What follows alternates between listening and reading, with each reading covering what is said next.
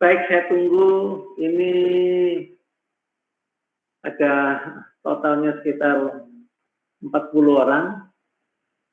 Jadi masih ada 6 yang belum masuk. Ya, kita mulai saja. Baik. Saya akan mulai dengan sekarang yang kemarin saya berikan PPT-nya. Introduction to Factorial. Jadi kemarin kita berbicara kalau hanya satu faktor ya. Mungkin sudah tahu belajar dari mata kuliah yang lain gitu kan. Ada yang namanya respon. Respon. Jadi apa yang kita ukur. Apa yang ingin kita hitung, kita cari, nah biasanya dipengaruhi oleh apa? Sebagai contohnya kalau kekasaran permukaan kemarin dipengaruhi oleh kecepatan potong dan feed rate ya, gerak makan. Itu contohnya seperti itu. Berarti ada 2 faktor di situ atau ada 2 parameter proses atau variabel proses ya. Faktor, nama lainnya faktor atau perlakuan. Nah, sekarang kalau kita memiliki 2 faktor, semoga sudah paham ya, yang dimaksud dengan eksperimen. Contoh soal kita itu kan sudah menunjukkan jelas apa sih yang dimaksud dengan eksperimen. Pemilihan levelnya. Nah, di sini ada 2 faktor yang dipilih secara fix. Nah, bagaimana kita melakukan analisis variansinya?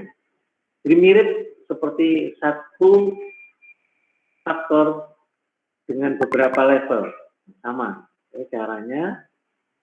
Kemudian bisa faktornya itu kuantitatif atau kualitatif ya, atau dua-duanya digabung. Nah, contohnya secara sederhana lihat di PPT yang slide 2-nya.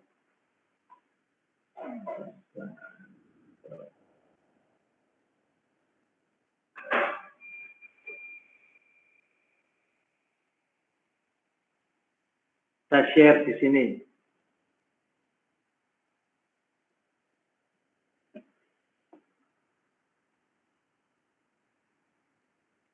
Nah, jadi di sini ada 2 faktor A dan B. Levelnya hanya ada 2 di sini ya, rendah tinggi, low sama high. Nah, kalau kita lihat di sebelah kanannya ditunjukkan ya, faktor A, B-nya itu ada B rendah pada A rendah, kemudian B tinggi pada A tinggi. Kemudian ada juga B rendah pada A tinggi. Kemudian satunya lagi, pada saat A-nya rendah, B tingginya sekian. Kemudian pada saat A tinggi, B tingginya sekian. Gambarannya seperti itu. Jadi kalau kita membuat eksperimen, ada 2 level, temperaturnya yang satu 70, yang satu 90, tekanannya yang satu 10 bar, yang satunya 12 bar. Nah, seperti apa? Nah, bisa muncul gambar seperti ini, ya, tidak berpotongan, tapi bisa juga di slide berikutnya, slide 3, berpotongan seperti ini. Jadi kalau ada responnya, ada datanya, kemudian kita buat grafiknya menunjukkan ada perpotongan, berarti ada interaksi. Nah, interaksi itu akan sulit dijelaskannya ya. Interaksi gimana sih antara kecepatan potong dengan gerak makan tuh bekerja bersama-sama. Jadi di sini ada suatu nilai ya, yang mestinya nggak ada. Kalau yang tadi kan sejajar, nggak berpotongan. Jadi beda semuanya nilainya. Untuk A minus, B minus sama B plusnya berbeda. Tapi kalau interaksi ada satu ya, level yang memberikan nilai yang sama. Padahal mestinya kan enggak ya. Padahal mestinya kan enggak. Nah, ada kejadian seperti itu. Maka ada interaksi. Jadi kedua-duanya secara bersama-sama memberi pengaruh. Nah, untuk lebih jauhnya masalah ini kalian baca ya di textbooknya apa yang dimaksud dengan interaksi. Tapi contohnya seperti ini. Di buku ada. Nah, kita harus melakukan analisis juga kalau ada interaksi. Nah, ini hanya bisa dilakukan secara statistik, secara proses sulit sekali.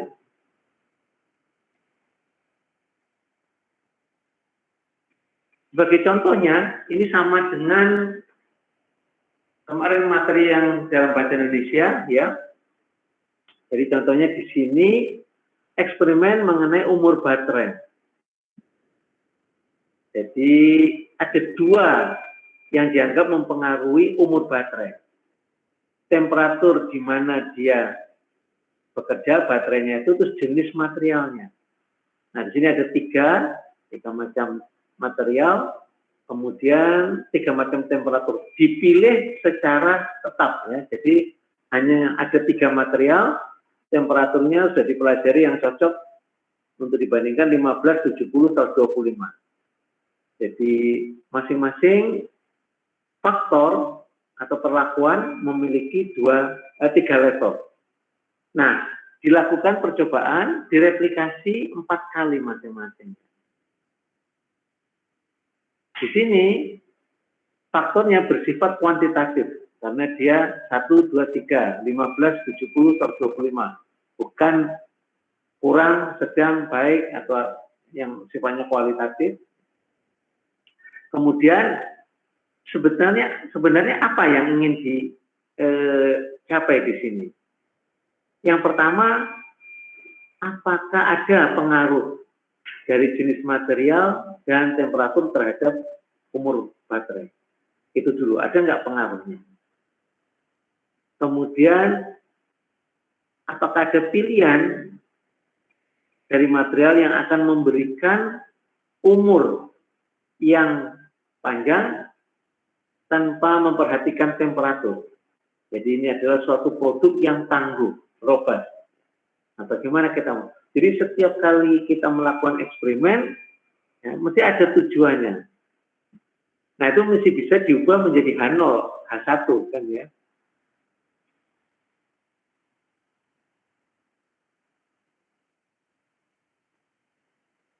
Nah, skemanya seperti ini. Ya. Ada faktor A, faktor B, kemudian levelnya A itu sebanyak A kecil, faktor B-nya sebanyak B, replikasinya N. Tetapi semuanya itu diacak. Jadi ingat, ada completely randomized design. Lain dengan pemilihan faktor secara acak. Lain. Di sini. Modelnya sekarang seperti ini. YIJK sama dengan mu ditambah tau I ditambah beta J ditambah ini interaksi tau beta IJ ditambah epsilon IJK. Errornya ada K sekarang ya. I-nya punyanya faktor A, B-nya, J-nya punyanya faktor B, ya, K-nya replikasi. Nah, seperti kemarin juga, ya, selalu kita partisikan. Ya. Jadi di sini sum of square, ya, jumlah kuadrat, ya, kan ini dikuadratkan, ini selisih memang di sini kan untuk ini menunjukkan apa sih? YIJK dikurangi Y bar dot dot dot. Y bar dot dot dot itu apa biasanya kalau lengkap ada bar? Rata-rata keseluruhan kan ya? Rata-rata keseluruhan. Jadi setiap observasi dibandingkan dengan rata-ratanya. Ya. Kemudian dijumlahkan. Jumlah kuadrat ini. Diturunkan ini kalian nggak perlu pusing ini ya. Artinya apa? Dari sini kita dapatkan jumlah kuadrat total sama dengan jumlah kuadrat A ditambah jumlah kuadrat B ditambah jumlah kuadrat AB ditambah jumlah kuadrat error. DF-nya seperti ini. Ya. Jadi total derajat kebebasannya adalah ABN minus 1. Yang lain-lainnya kan A-1 dan sebagainya. Nah, seperti ini. Ya, ANOVA-nya seperti ini. Seperti biasa, MS itu adalah SF sama square dibagi derajat kebebasan. Nah, ini dihitungkan ya pakai Minitab. F0-nya hati-hati. Nah, di sini kelihatan ya. Jadi, F0-nya itu adalah MS perlakuan dibagi MS error. Di buku nanti akan dijelaskan. Jadi ada ANOVA untuk fixed effect, ada ANOVA untuk random effect, artinya dua-duanya ini random. Ada ANOVA untuk mix, salah satu fix, salah satu random. Cara perhitungan F-nya yang berbeda-beda. Gitu, ya. Nah, sekarang coba buka bukunya.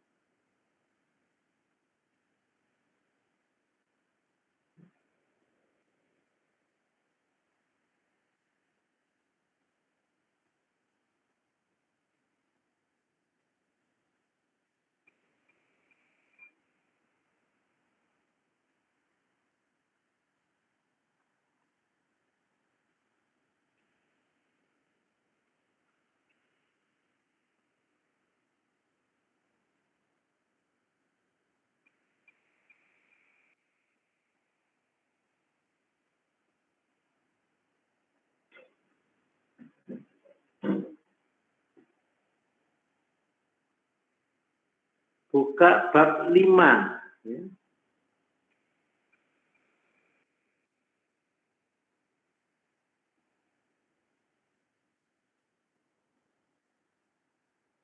Nah, ini tadi yang saya bilang, silakan dibaca penjelasan tentang interaksi dan lain sebagainya. Ya. Saya sudah berikan intronya. Regresinya ini nggak perlu. Keunggulan faktorial itu apa? Itu ya perlu tahu. Coba dibaca juga, pelajari. Nah, ini contohnya sama ya.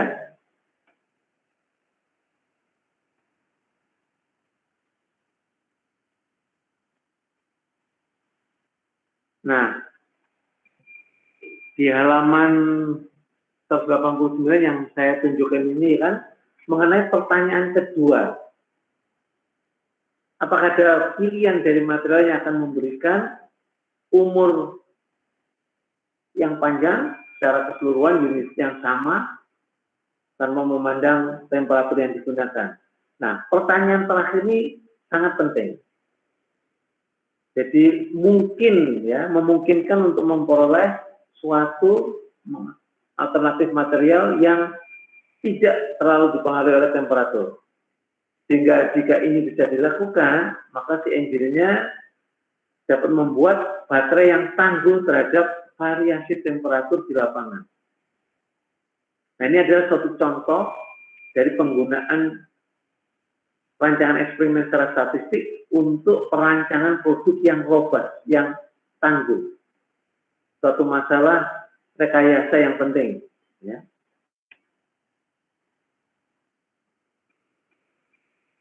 Modelnya tadi sudah ada. Nah, saya ingin membawa ke H0-nya sama H1-nya, uji hipotesisnya. Sehingga tau ini notasi untuk faktor yang pertama, beta, simbol atau notasi untuk faktor yang kedua, temperatur. Yang pertama, material. Maka H0-nya yang kita gunakan yang tau ya, bukan yang mu. Biasanya kan pakai mu juga bisa. Ini pakai tau 1 sama tau 2 sama 0. Paling tidak 1 tidak sama dengan 0, maka H0-nya ditolak. Kemudian ini untuk temperatur, kemudian ini untuk interaksi. Ini untuk interaksinya. Jadi uji hipotesisnya seperti ini. Ini tidak kita itukan. Nah, sekarang kita latihan. Gunakan Minitab-nya. Karena kalau sudah bisa Minitab, masukkan dan mengeluarkan sebagainya sudah mudah. Ya. Jadi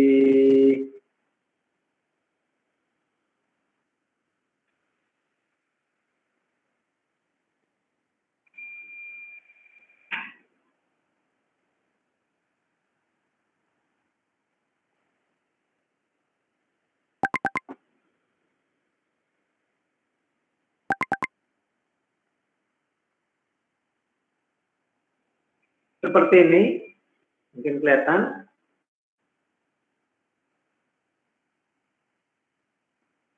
Nah, di material, kalau kita lihat itu kan ada 3 macam temperatur ya, 3 level. Nah, untuk kombinasi material pertama dengan temperatur pertama itu mengeluarkan 4 hasil. Maka di sini caranya itu, jadi ada 1 ya, 1, 2, 1, 3, 1, 4 kan begini ya. Kemudian ada setelah itu 1, ini direplikasi.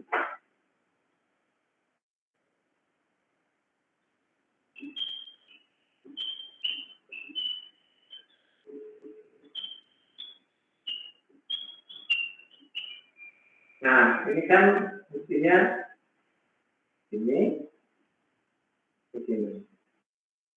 Ini diulang. Maka di sini untuk 2 dan seterusnya, ini 3, ininya sama.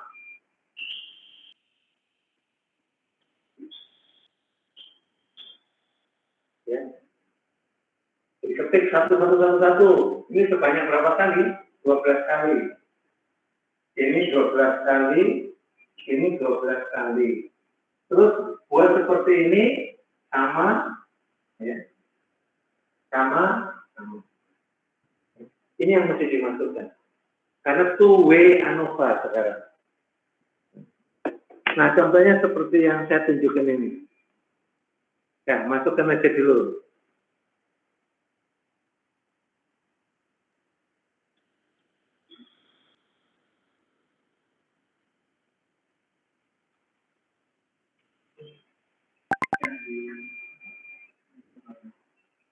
Saya tunjukkan tuh, saya share contohnya. Oh, kalau kamu nggak masuk ya,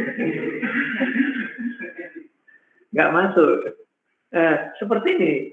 Jadi di sini dipasang 130, 155,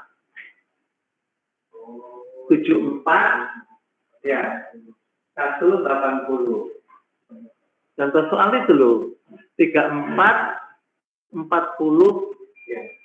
Ini kan material 1, di sini 70 ya, 70 temperaturnya ya. Yang pertama 15, nah ini 15, ini ada 15, 15, 15, 15 gitu loh. 2 adalah 70. Ini temperatur, ini material, ini responnya. Kemudian di sini yang ketiga itu berapa? 125. Ini 125. P-nya. Bisa kan?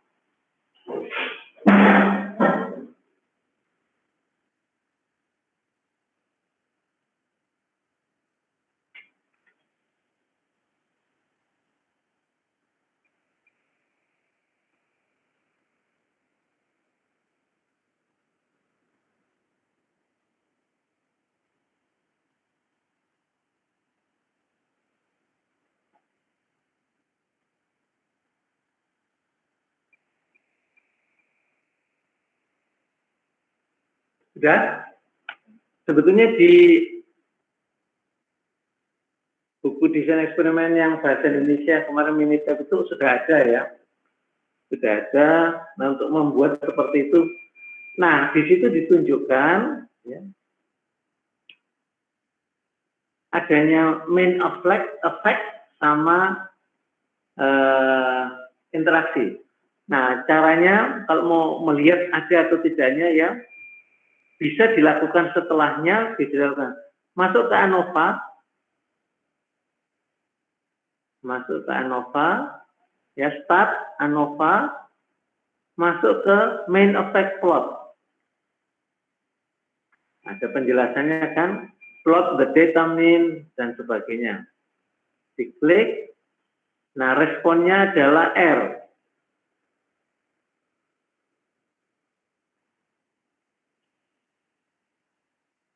Faktornya M sama T.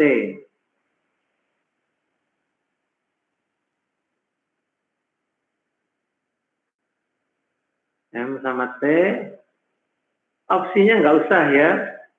Opsinya itu untuk skalanya aja. Kalau sudah diokekan.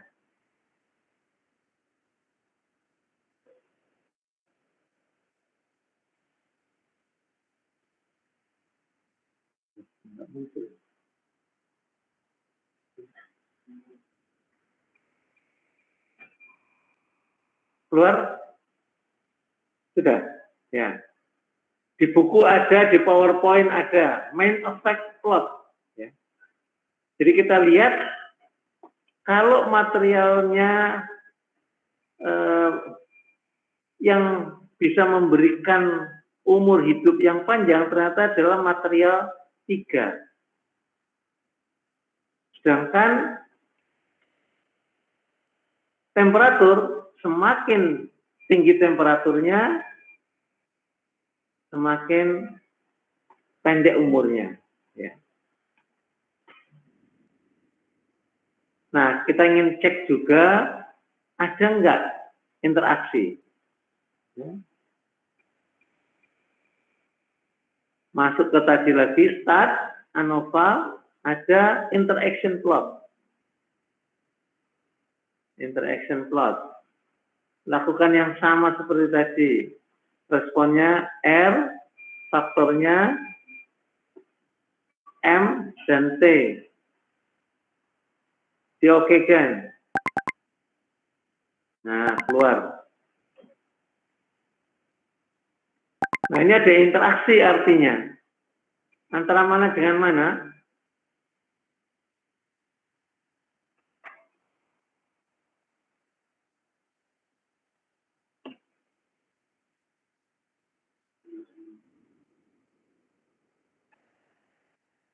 Ada perpotongan kan ya? Jadi ada interaksi. Jadi dari sini kita sudah tahu, oh bakal ada interaksi, saya harus menguji faktor interaksi jadinya. Enggak cuman faktor utamanya saja. Nah, kita lakukan ANOVA. Masuk start, ANOVA, terus ke balance ANOVA.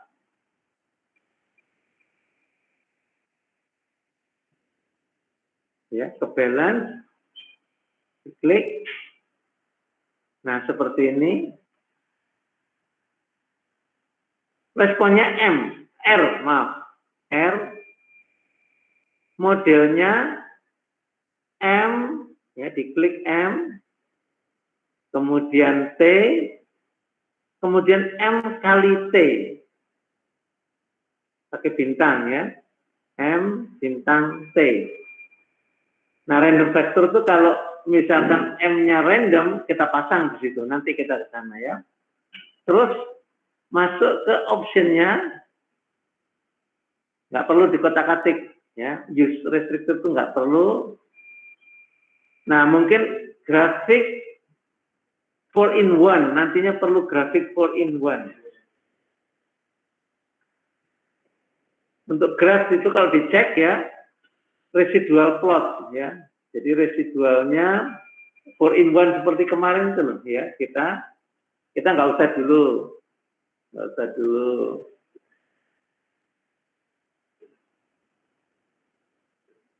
Ada yang bingung di mana? Ya, silakan.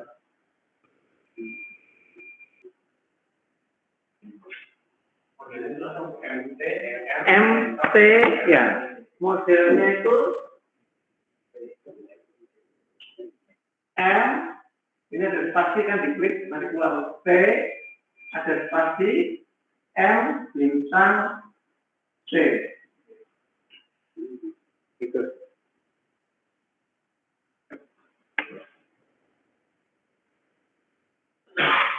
Sudah, gitu aja. Lain-lainnya nggak usah dulu ya. Storage itu nanti aja, kita analisis residual. Jadi analisisnya sama ya, asumsi residualnya berdistribusi normal, independen, identik itu tetap di sini. Nah kalau sudah diokekan,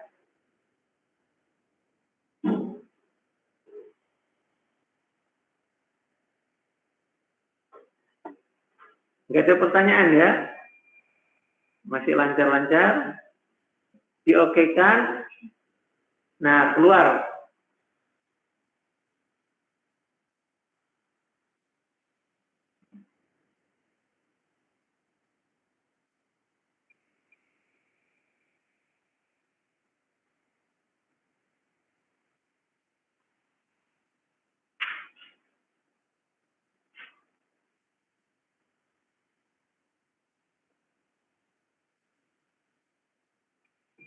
Bisa dicek hasilnya dengan PPT-nya atau buku.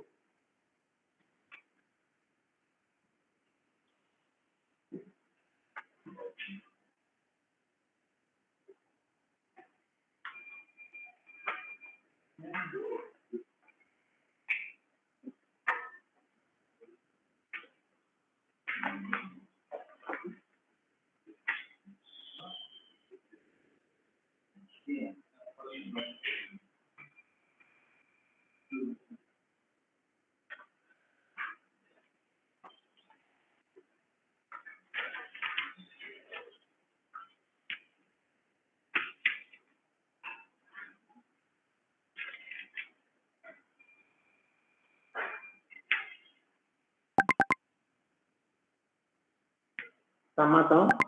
Untuk interaksinya itu 0,019 kalau di buku atau di PPT-nya 0,0186 dibulatkan 0,1.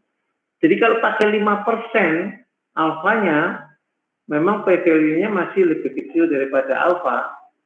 Dapat dikatakan mestinya anulnya gagal ditolak. Tetapi secara grafis kita buktikan ada. Jadi kita terpaksa kalau ingin ya, 0,01 lebih kecil dari 0,05. Kalau ingin interaksinya nggak berlaku agak sulit ya.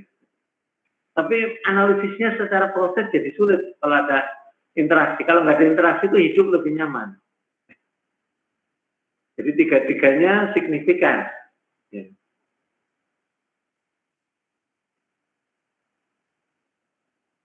Jadi menghitung F-nya sini adalah MSM dibagi MS error, MST bisa dicek sendiri. Ya. 53419 dibagi 675,2. Itu 7,91 mestinya. Itu kalau kita semuanya fix ya. Kalau kita semuanya fix di sini.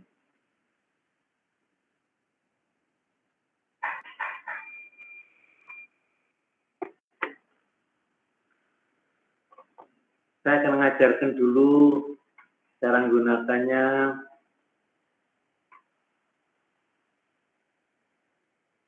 Nah, selanjutnya ada pilihan lagi.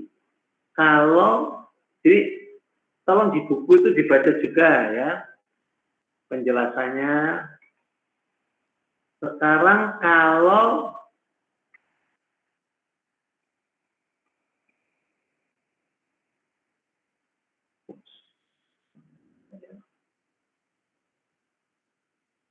kalau dua-duanya random. Kalau dua-duanya random, maka kita buka bab 12.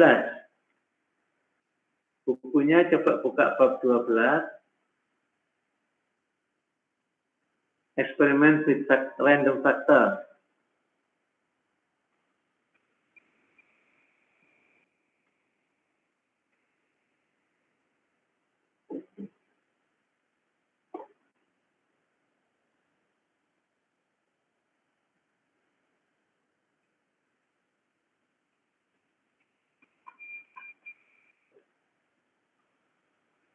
Random factor.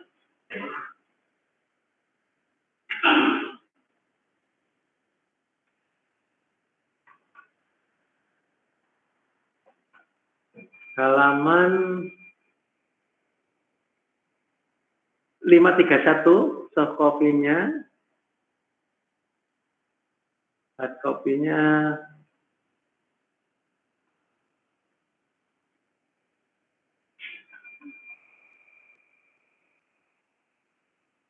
halaman 517. Ya. Persamaannya sama ya. Linear modelnya rumus 12, 15.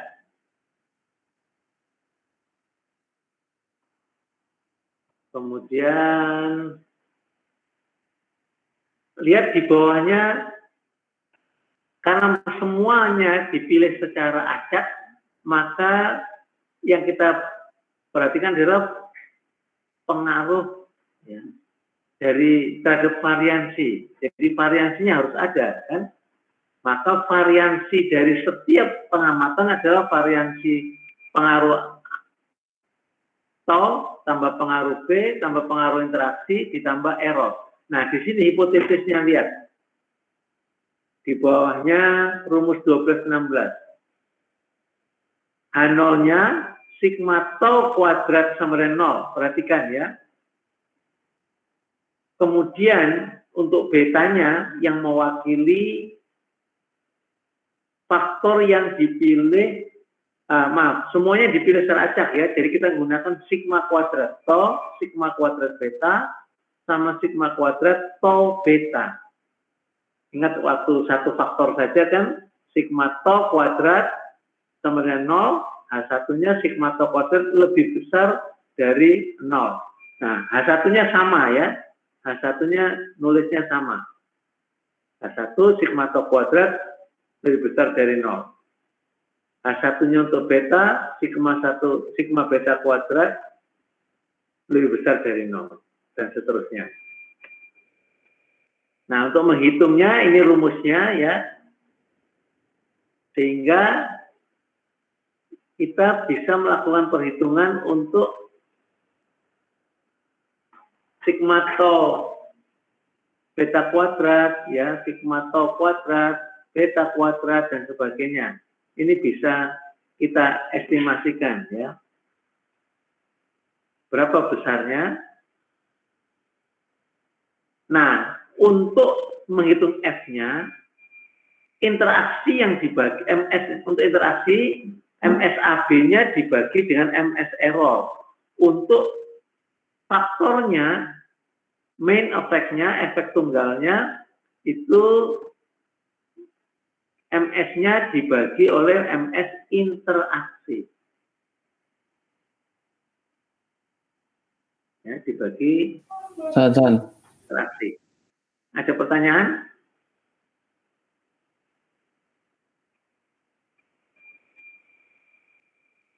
Jadi perhatikan bahwa uji-uji statistik tidak sama dengan mereka yang digunakan kalau kedua-duanya adalah fix.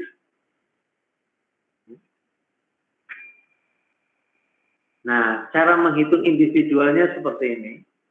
Kalau manual, tetapi ini bisa dihitung lewat Minitab sebetulnya.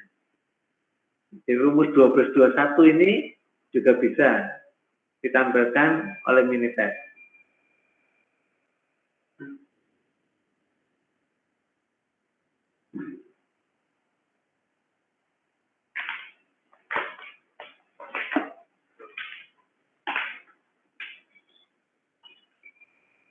Kita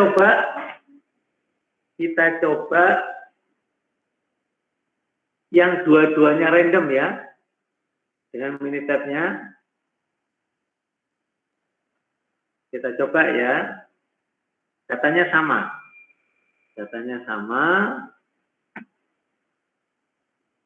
Masuk ke start, ANOVA, balance ANOVA, tadi sudah ada.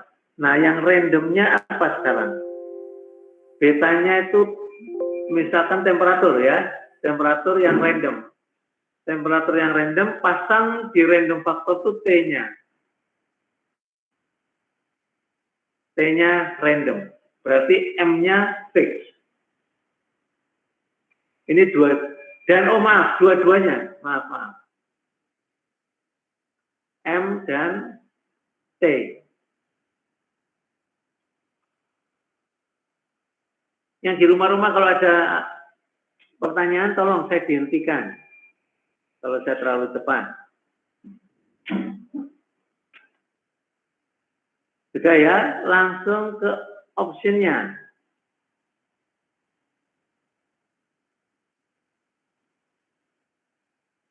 Nggak ada apa-apa ya. Nah, di result ini, ya, lihat result ya, itu display expected mean square itu dicawang. Jadi MS-nya dan komponen variansinya itu nanti dihitungkan. Kemudian display means-nya itu juga lah. Supaya tahu rata-rata M, rata-rata T, kalau kita mau menghitung. Ya, itu display expected mean square, itu display means corresponding to the terms, itu juga diokekan sekarang. Kalau sudah diokekan semuanya, nah coba dicek F-nya itu benar nggak? Ya, di sini ditunjukkan faktor M random, levelnya berapa, T analysis variance. Benar nggak? Kalau dua-duanya random, maka perhitungannya tadi caranya bagaimana? F-nya itu MS apa dibagi MS apa?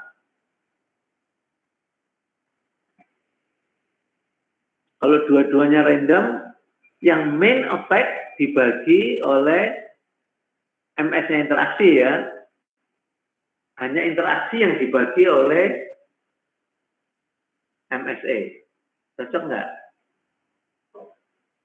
Jadi 8,14 adalah 559,4 dibagi 675,2. Cocok nggak? Oh maaf, dibagi 2403,4 ya. 19 dibagi 2 sekitar 8 ya, 8 lebih. Yang pertama 5341,9 dibagi 2403,4 sekitar 2,22.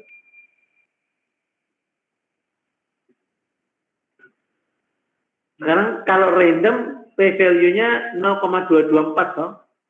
Benar? Ya, Pak. Berarti dia gagal ditolak. Ya, p-value lebih besar sehingga variansinya dianggap 0. Iya toh? Sigma tau kuadrat sama dengan 0 hipotesisnya. Sigma tau kuadrat lebih besar dari 0. Tapi karena p-value-nya lebih kecil, lebih besar dari alfa, maka H0-nya ditolak. Jadi tidak ada variansinya sama. Dianggap bukan sama 0, tidak ada variansi. Ya. Terserah kita. Alfa itu terserah kita. Ya. Nah, karena ada pertanyaan ini, apa sih artinya alfa 0,5, 0,01, 0,10? Apa artinya? Apa artinya? Apa artinya alfa 1%? Ingat dulu, ini mumpung masih belum diujikan, bisa review sedikit ini. Apa sih alfa itu? Signifikan level of significant. Lebih panjang lagi, definisi lain lagi. Ada dua lagi.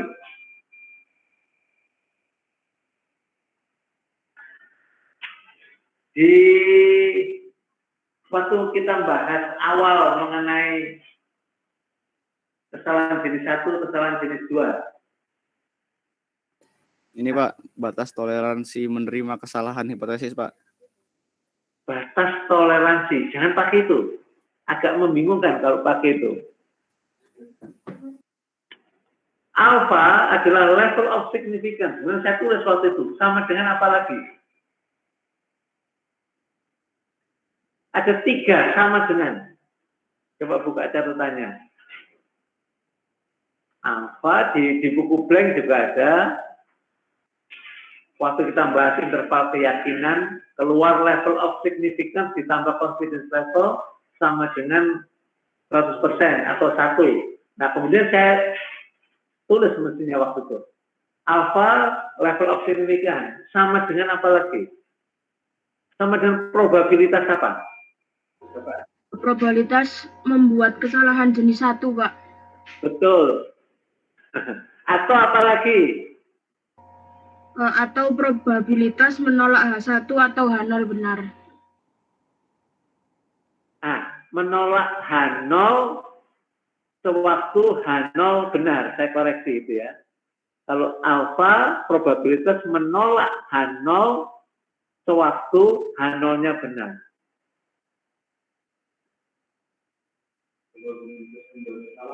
Membuat kesalahan jenis 1. Ya. Iya toh ada toh? Ya itu.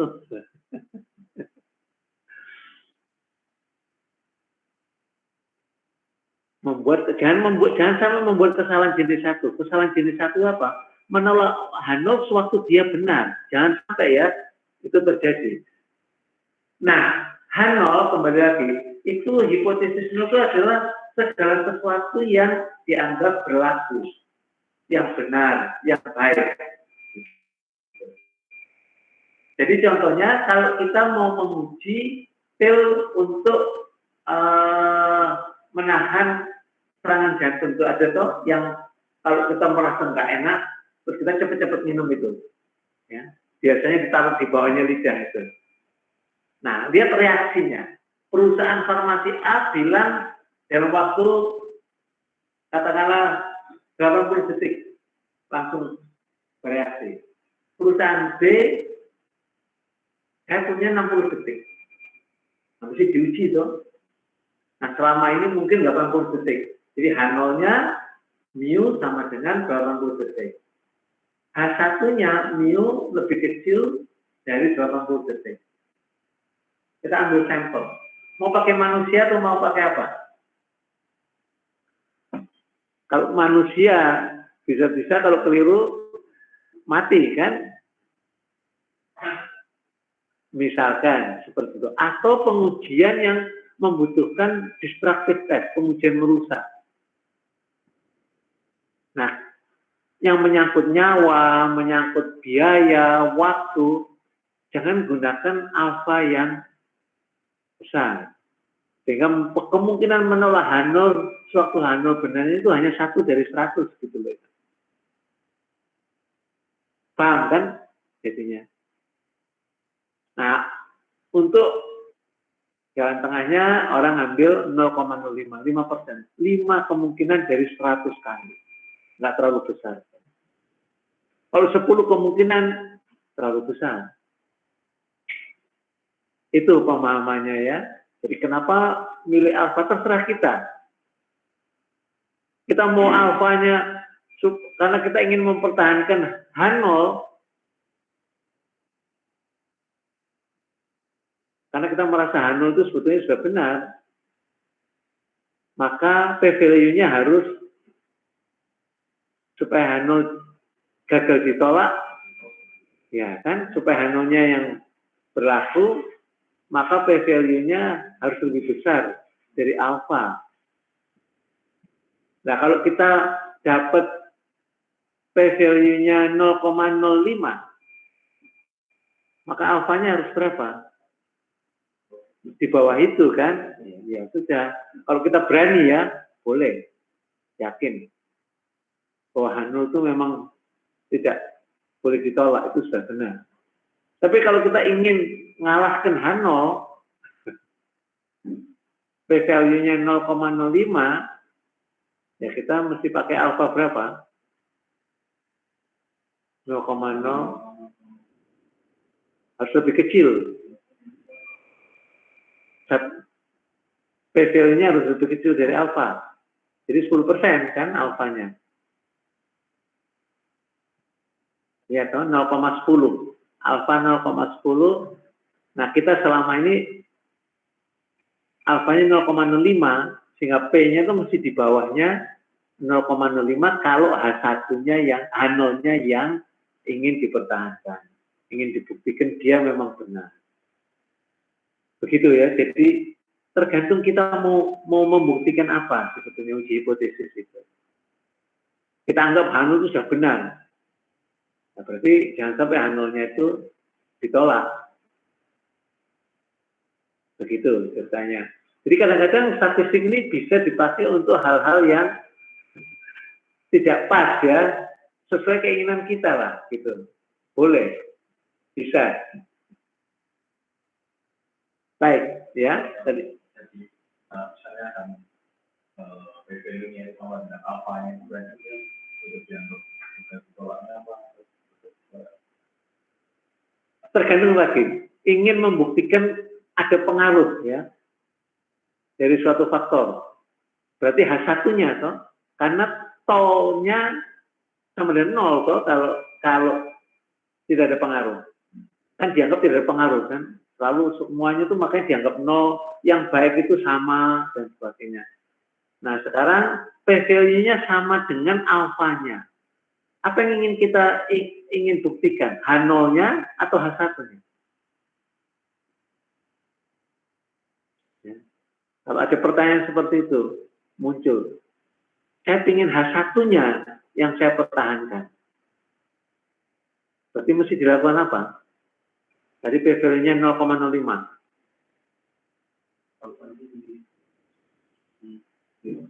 Supaya p-value lebih kecil dari alfa sehingga H0 ditolak, maka alfanya harus dinaikkan, dibesarkan. Apa maksudnya kalau alfanya dibesarkan? Ya tadi itu probabilitas kemungkinan membuat kesalahan jenis 1 ya, menolak H0 sewaktu H0 benar semakin besar. Itu aja sebetulnya. Itu masalah keberanian kita juga.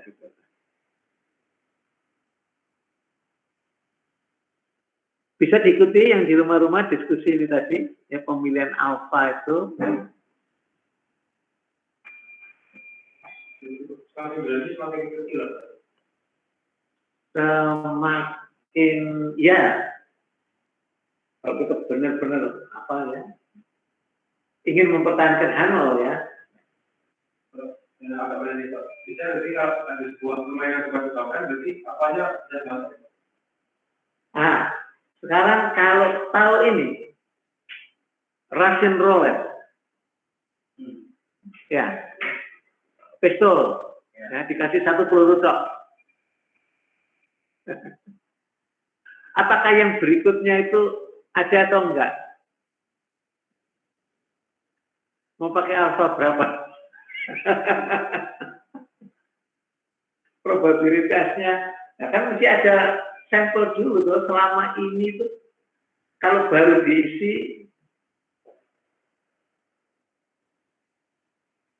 nah sama seperti tadi di bidang kesehatan, tapi kan kesehatan gunakan kelinci, gunakan tikus dan sebagainya, sehingga biayanya lebih murah. Nah, tapi sekarang pengujian vaksin COVID kemarin kan diuji toh sebelum dilaksanakan, disuntikan ke orang-orang kan, seperti di Bandung ya, Di sana ada volunteernya sekian ratus orang. Nah, kita mau pakai alfa berapa orang sekarang?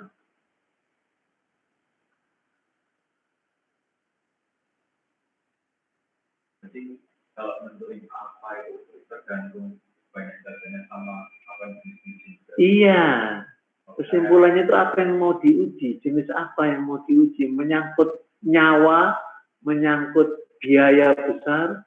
Jadi kalau saya semakin kecil datanya, kayaknya apa yang semakin kecil juga.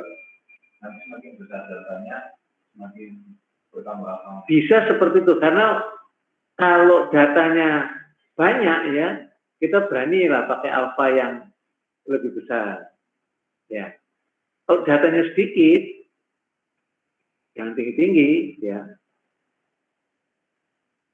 Sambil juga kita ingin apa? H0-nya yang memang benar, kita ingin membuktikan bahwa pandangan yang baru itu salah. Dipasang di H1 toh. Karena selalu di H0 itu apa yang dianggap berlaku. Jadi semua itu dianggap sama dulu. Nggak ada perbedaan antara kita. Kita nggak boleh curiga dulu. Istilahnya apa itu? Kalau dalam bahasa hukum. Kalau di Amerika sering dipakai itu. You are guilty until you are proven. Anda bersalah sampai Anda dibuktikan. Itu kan asas hukum Amerika.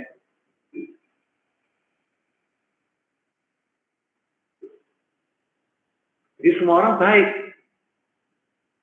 Walaupun dituduh bunuh sekian orang masih dibuktikan betul-betul. Itu bedanya.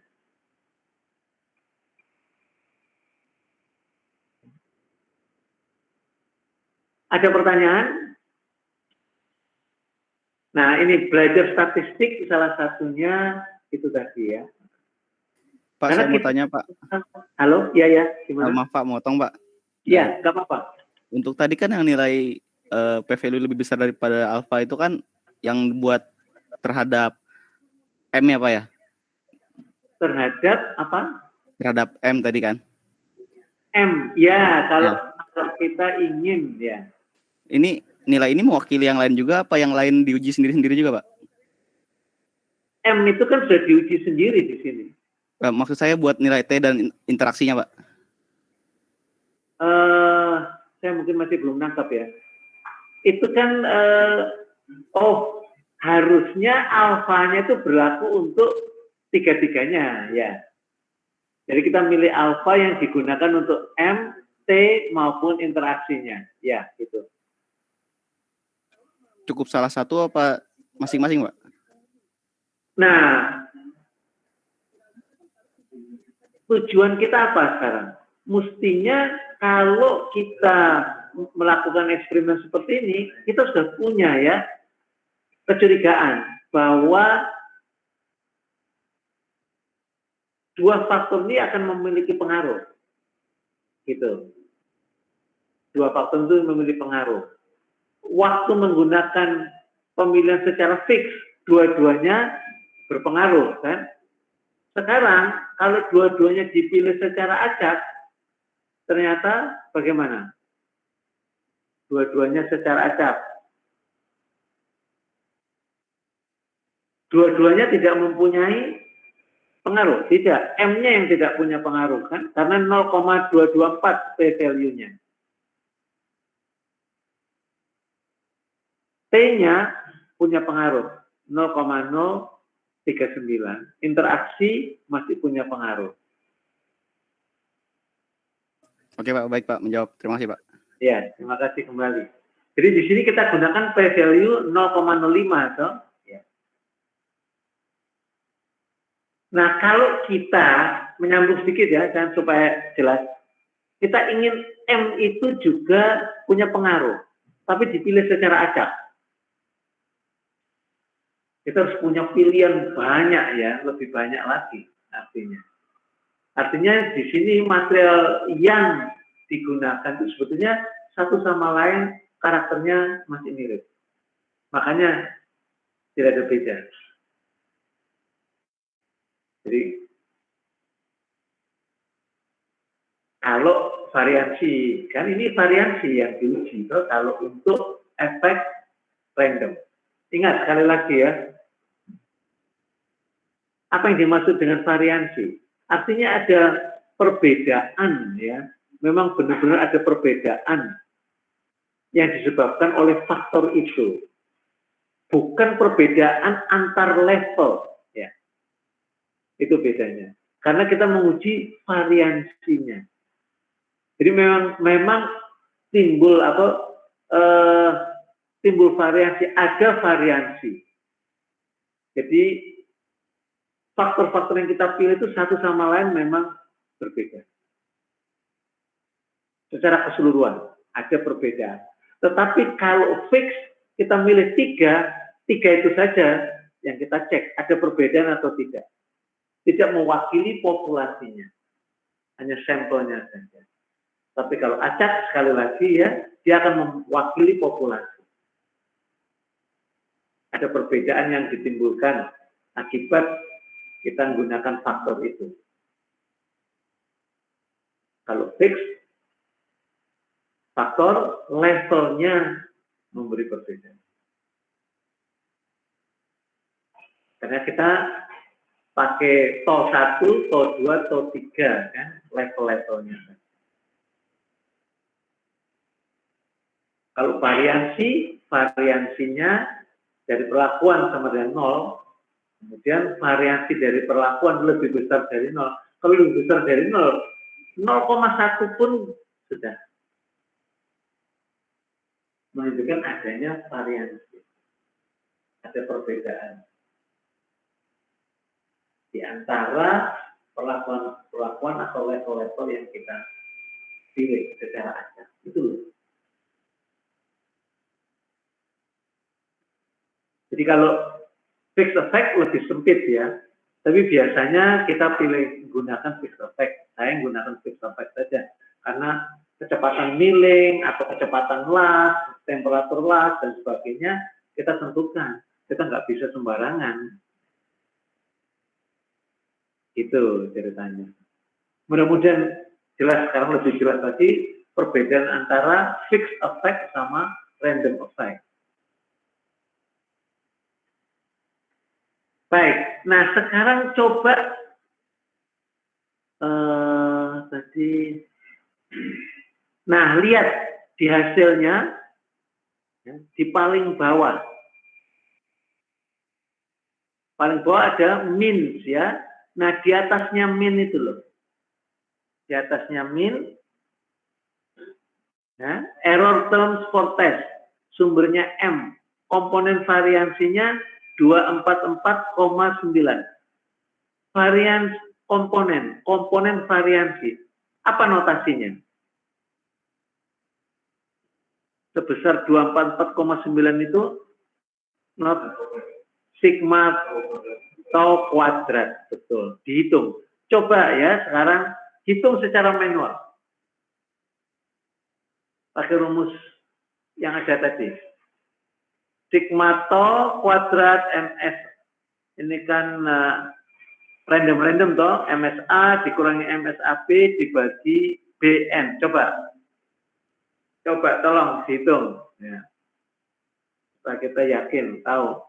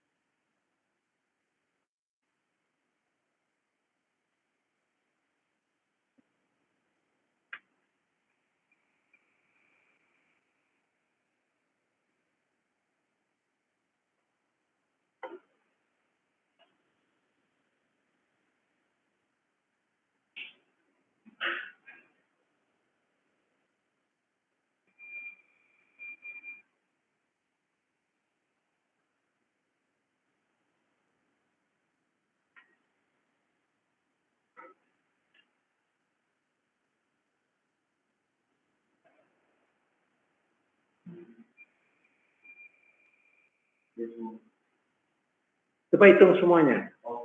Semuanya.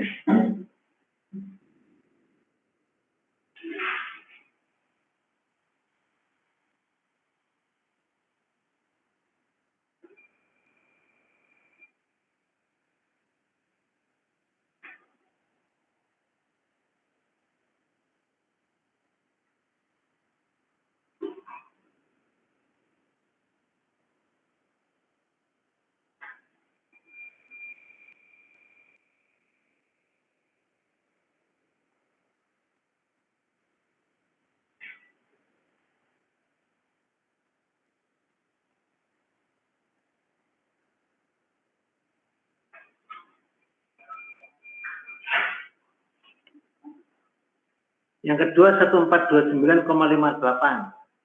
sigma beta kuadratnya.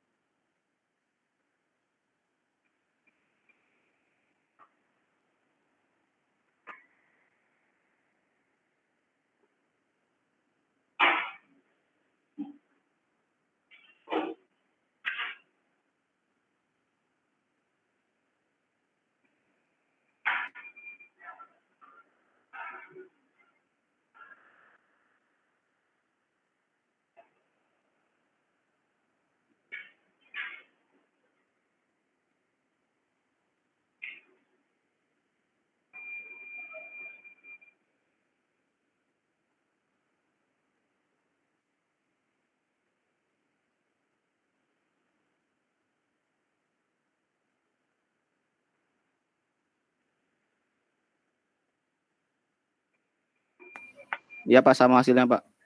Oke. Kemudian sigma tau beta kuadrat.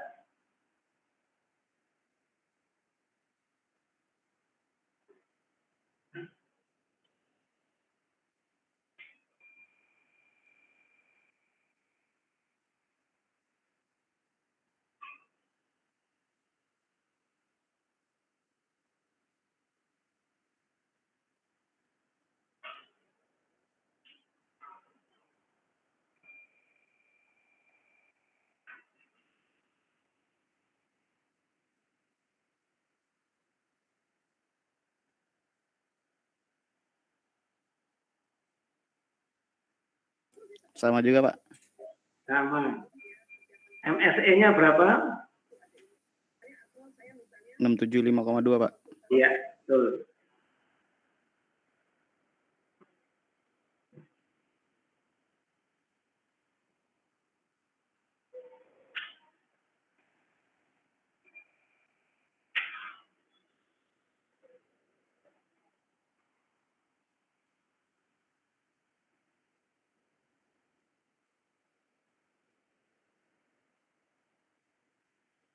Jadi bisa saya dihitung pakai Minitab semuanya keluar.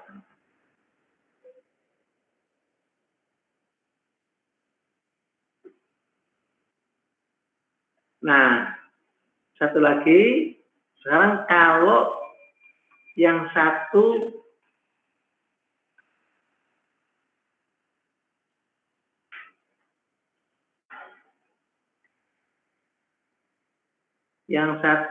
yang mix.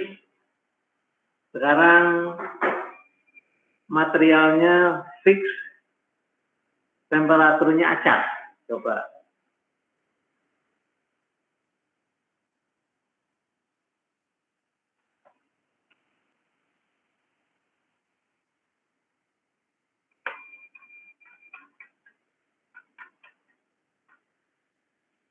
Kita lihat di halaman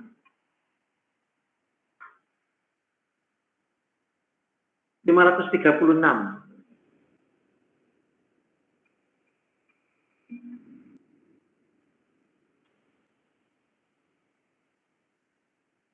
Atau 522. Ya. Ada tuh faktor mix model. 1222 persamaannya ya. 1222. Nah, kemudian kita lihat H0, H1-nya di bawahnya 1223, rumus 1223. Jadi tau I sama 0. Ya, H1-nya sudah tahu sendiri ya. Kemudian untuk betanya, sigma kuadrat betanya sama 0. Nah, di sini yang fix selalu MS-nya dibagi dengan MS interaksi, kemudian yang B-nya dibagi dengan error. Kemudian untuk error sendiri, untuk interaksi, dia dibagi, yang random dan interaksi dibagi oleh error ya. Yang random sama interaksi dibagi oleh error.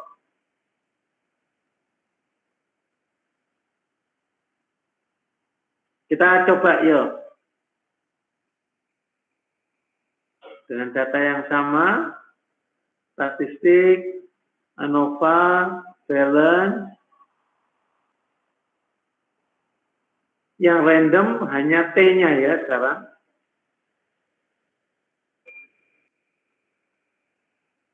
Nah, di optionnya ini, gunakan restricted form. Di optionnya gunakan restricted form. Karena kita gunakan mix. Jangan lupa, kalau enggak nanti hasilnya berbeda.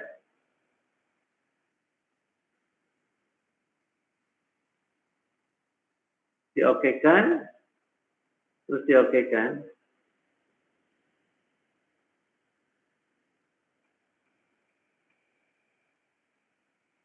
Coba dicek.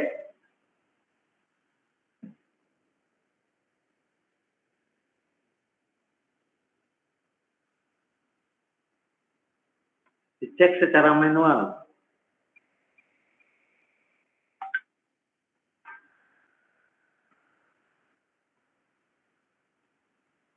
Rumus 1225.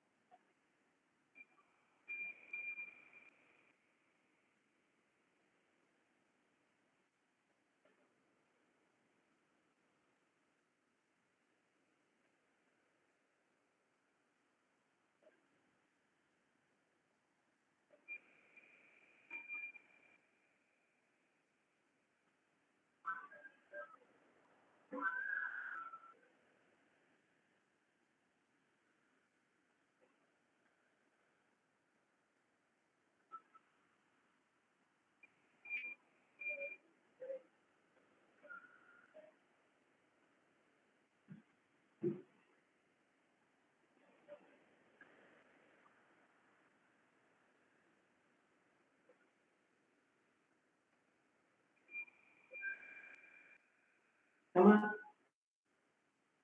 Berlaku nggak rumusnya?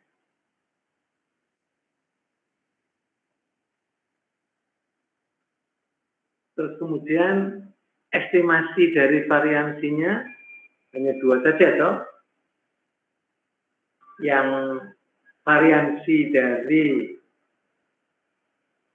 material atau betanya dengan variansi dari interaksi.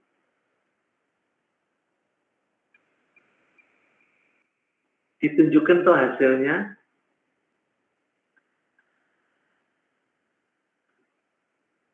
Kelihatan toh untuk T1573,7 interaksinya 432,1, errornya 675,2.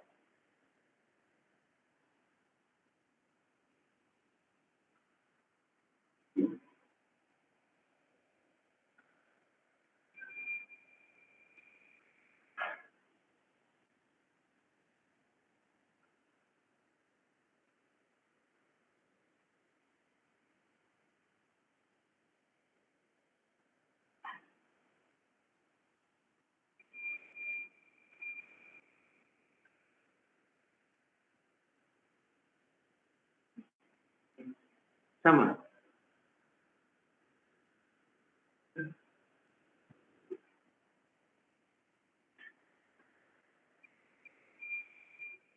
Sama nggak variansinya?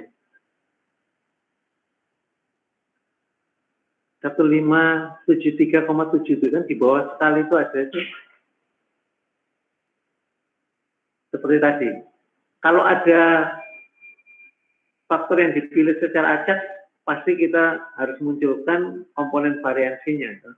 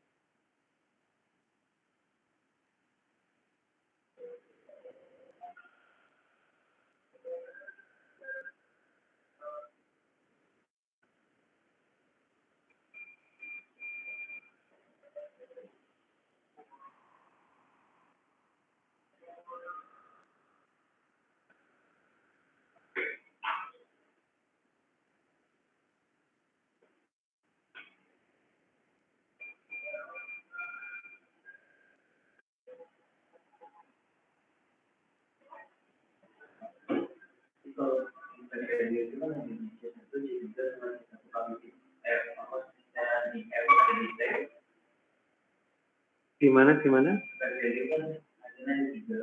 Ya, MT sama M.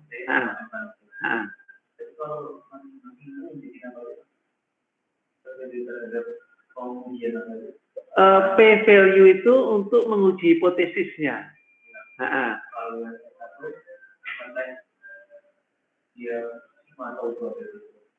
C1 maksudnya M di sini ya, dia adalah fix kan? T-nya yang acak ya. Maka yang digunakan adalah tau H0-nya tau 1 sama dengan tau 2 sama dengan tau 3 karena hanya ada 3 macam material. Itu sama dengan 0, H1-nya paling sedikit, at least 1 tidak sama dengan 0. Itu. Nah, kalau P value-nya besar 0,224 artinya apa? H0-nya gagal ditolak. Berarti sama semuanya. Perlakuan itu tidak ada bedanya. Untuk yang T-nya itu adalah sigma tau kuadrat. Ya. Nah, di sini P value-nya 0,000 lebih kecil dari 0,05. Maka artinya apa? Sigma tau kuadratnya lebih besar dari 0. Ya. Itu. Menyimpulkannya seperti itu. Itu interaksi, betul. Itu melihat interaksi.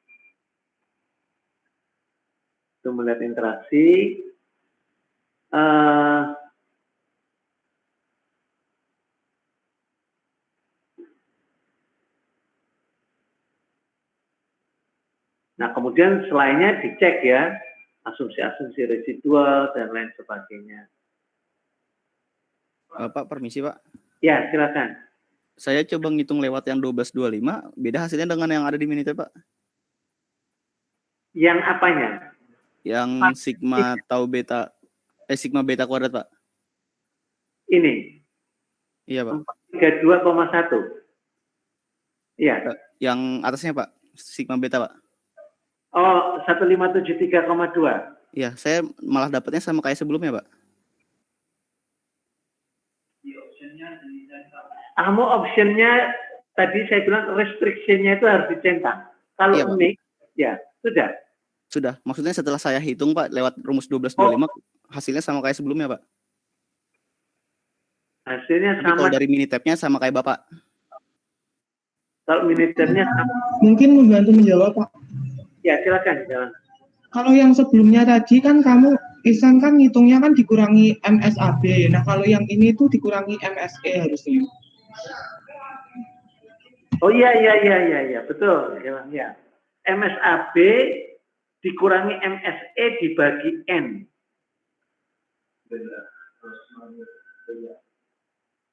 Ini yang mana? Yang tol beta atau yang T ya? Kalau T dibagi AN. Iya, yang sekarang ini harusnya dikurangi MSE. Kalau yang tadi kan dikurangi MSAB, Pak.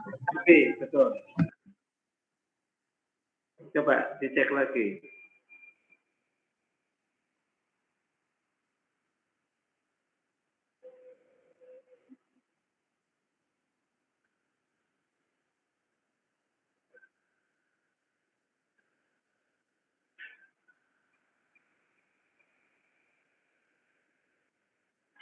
Ya Pak, sudah Pak. Salah masukin tadi Pak, benar Pak.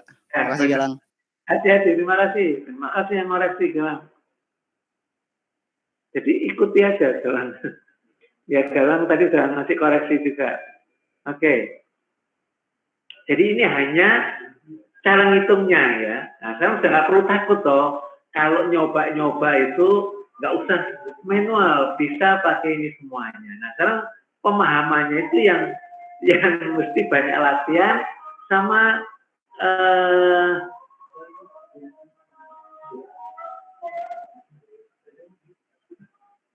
misalkan di bawahnya rumus 1225 ini ya. Di bawahnya rumus 1225.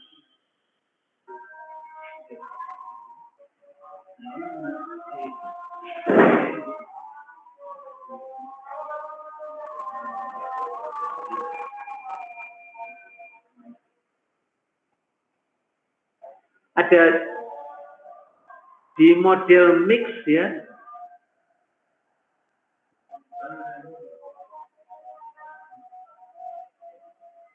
Jadi kadang-kadang kita ingin menguji apa sih?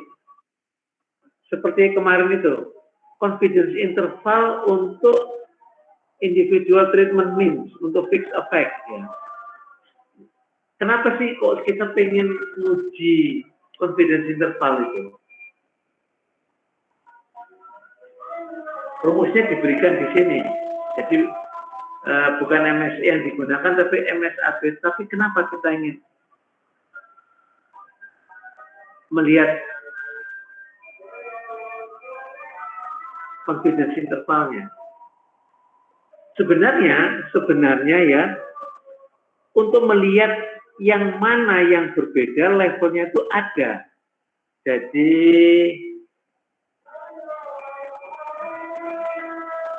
cuman kalau di sini, kalau di SPSS itu kita bisa pakai Duncan. Kalau di sini nggak bisa masalahnya. Adanya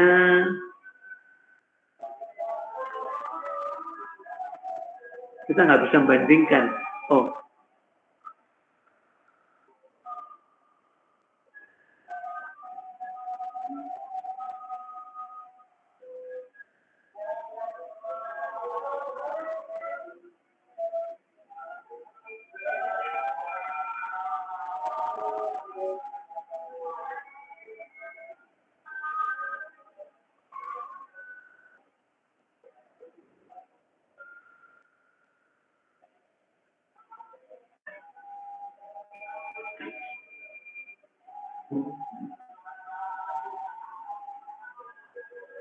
kalau menggunakan satu perlakuan kita bisa melihat, tapi seharusnya di sini juga bisa. Cuman saya kok menemukan ya.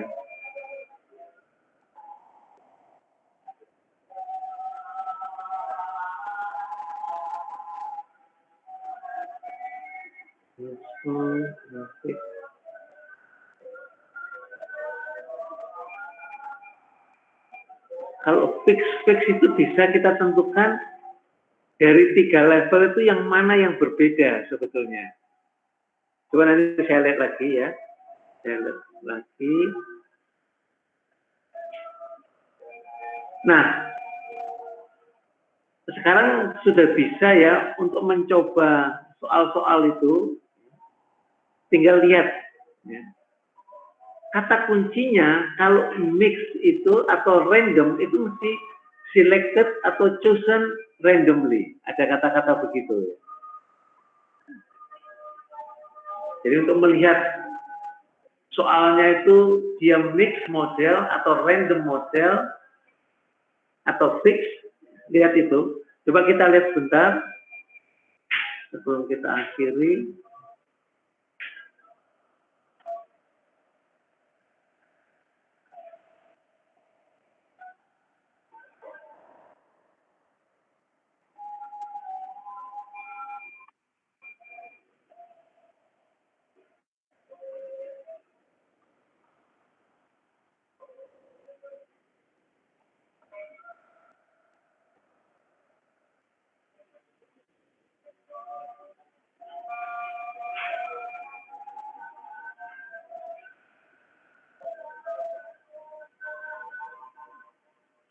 Lihat halaman 555 atau 569 soft copy-nya.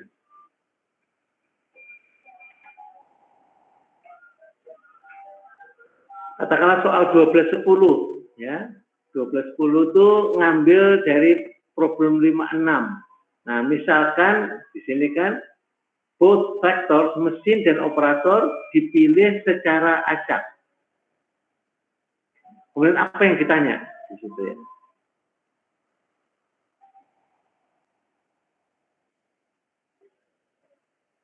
Nah, selalu kalau dia random itu mesti diminta komponen variansi. Di sini 1210 maupun 1211. Kemudian 12 ya, misalkan problem 511 posisi furnace itu dipilih secara acak, were randomly selected, sehingga hasilnya adalah model mix. Analisislah ulang data dari eksperimen dengan menggunakan asumsi yang baru. Kemudian estimasikan model komponen-komponennya, komponen-komponen model. Apa yang dimaksud dengan komponen-komponen model?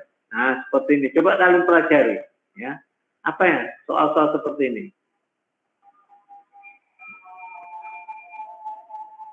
Kemudian soal 12-14. Di soal 56 misalkan hanya ada 4 mesin yang kita minati. Tetapi operator-operatornya dipilih secara acak. Model apa yang tepat? Ya. Kemudian lakukan analisis dan estimasikan komponen-komponen model. Estimasi komponen model itu apa sih? Kalau fix apa? Kalau acak apa? Kalau mix apa? Sewaktu kita belajar yang fix, komponen-komponen dari model itu apa? Kalau fix semua. Lihat di beberapa, bab 3. Lihat bab 3.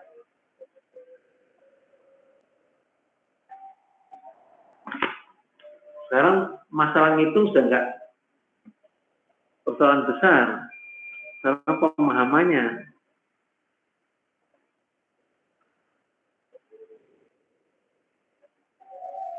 Komponen-komponen varian, komponen-komponen.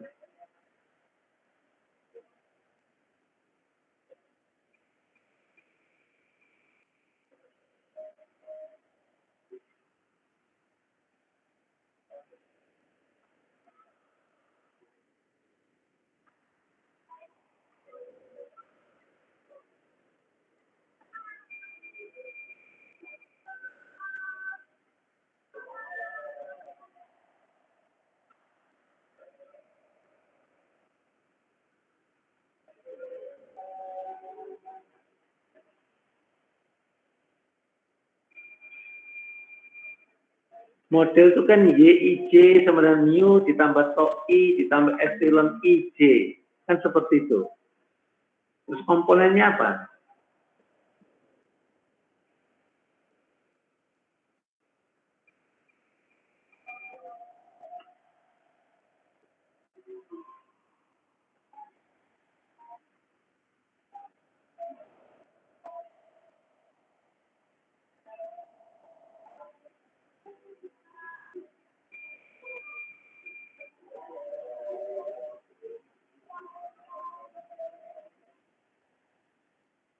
Pelajari ya, pelajari. Cek ya, apa yang dimaksud dengan komponen-komponen dari model.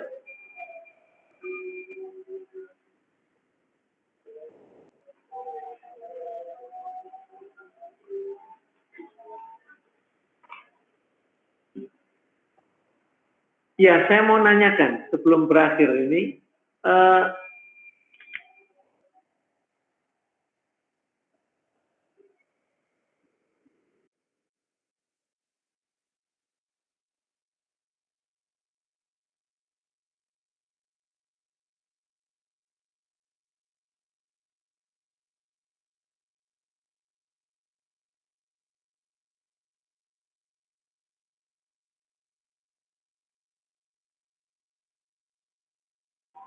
ya untuk evaluasi, saya mau tanya.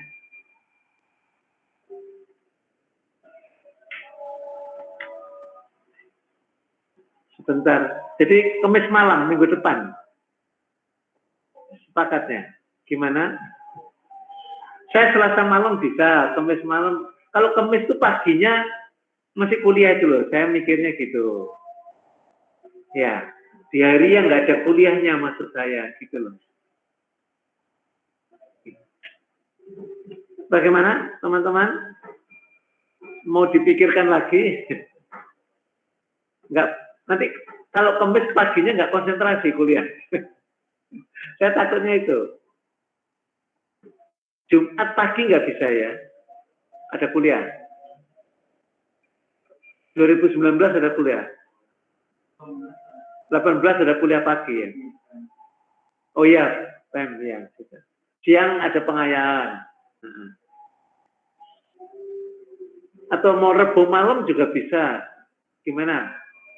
Pikirkan lagi aja. Pokoknya minggu depan harus sudah dijalankan ya. Kalau enggak nanti. Oh, Rebu kuis termo. Selasa. Selasa malam. Oh, kuis Rebu pagi. Ya, memang nggak ada habisnya. Makanya harus jauh-jauh hari kan, jauh-jauh hari jadi bisa belajarnya kan. Saya nggak mau mendadak. Atau mau Sabtu.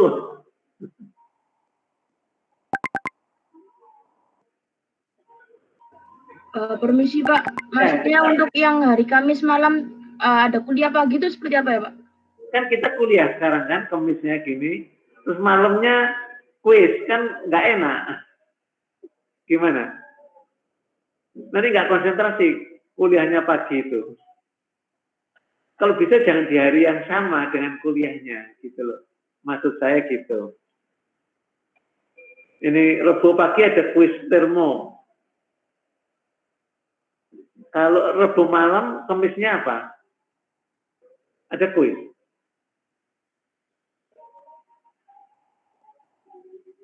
Kayaknya nggak ada deh Pak malamnya. Kenapa? Nggak ada kuis lagi kalau hari Kamis. Kalau hari Kamis gimana, Mas? Ada kuis? Nggak ada kuis lagi. Nggak ada kuis lagi. Ya. Jadi kuliah paginya, sorenya kuis ya. Ya, masih ada waktu. Pokoknya minggu depan lah ya, harus dipastikan. Ya, pokoknya minggu depan. Saya soalnya nggak mengganggu kuliah. Saya buat kuisnya kan dari dulu saya kuis selalu malam. Dari dulu. Kalau waktu online ya di lab itu Selasa malam biasanya saya gitu. Tapi kalau nggak bisa Selasa ya. Oke, nanti coba di itu lagi lah ya. Pokoknya minggu depan harus pasti ya. Karena setelah itu nanti saya bagi lagi masih ada yang desain eksperimen ini, kemudian masih ada lagi regresi. Jadi cukup banyak lah untuk supaya nilainya bisa diperbaiki terus gitu. Baik ya, itu dulu aja untuk hari ini. Dibaca lagi, pelajari lagi semuanya. Oke. Ada pertanyaan? Masih ada pertanyaan? Atau mau? Pak, cukup Pak. Cukup ya? Oke, ya sudah. Baik. Terima kasih, silakan. Selamat siang. Terima kasih Pak Siang. Wah, siang. Terima kasih Pak, siang. Terima kasih Pak.